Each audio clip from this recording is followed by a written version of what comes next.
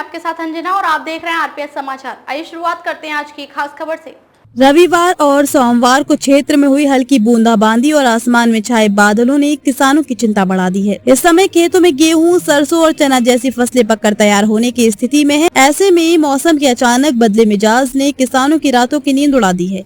किसान पूरी रात आसमान की ओर नजरें टिकाए मौसम साफ होने की उम्मीद कर रहे हैं। क्षेत्र के किसानों का कहना है कि इस समय गेहूं की फसल अंतिम अवस्था में है और कई जगहों पर फसल पूरी तरह पक चुकी है। कुछ किसानों ने कटाई की तैयारी भी शुरू कर दी है। ऐसे में अगर बारिश तेज हो जाती है या ओलावृष्टि होती है तो खेतों में खड़ी फसल को भारी नुकसान हो सकता है। गेहूं की फसल गिरने से दाने काले पड़ने और उत्पादन घटने का खतरा रहता है। इसी तरह सरसों और चना की फसल भी पकने की अवस्था में है। बूंदाबांदी के कारण फसल में नमी बढ़ने से दाने खराब होने की आशंका बनी रहती है। किसानों का कहना है कि पूरे सीजन भर उन्होंने मेहनत से फसल तैयार की है और अब जब कटाई का समय नजदीक आया है तो मौसम की बेरुखी उन्हें चिंता में डाल रही है। कई किसानों ने बताया कि हल्की बारिश से खेतों में नमी तो बढ़ गई है, लेकिन यदि बारिश लगातार जारी रही तो फसल को नुकसान हो सकता है। इसी वजह से किसान लगातार अपने खेतों को निरीक्षण कर रहे हैं और मौसम की गतिविधियों पर नजर बनाए हुए हैं। ग्रामीण इलाकों में सोमवार सुबह से ही मौसम को लेकर चर्चा का माहौल बना हुआ है। गाँव के चौपालों और खेतों में किसान आपस में मौसम की स्थिति पर बातचीत करते नजर आए।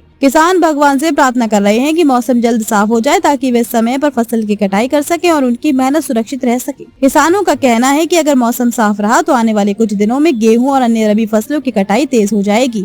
फिलहाल आसमान में छाए बादल और हल्की बूंदाबांदी ने किसानों की चिंता बढ़ा दी है और वे लगातार मौसम पर नजर बनाए हुए हैं।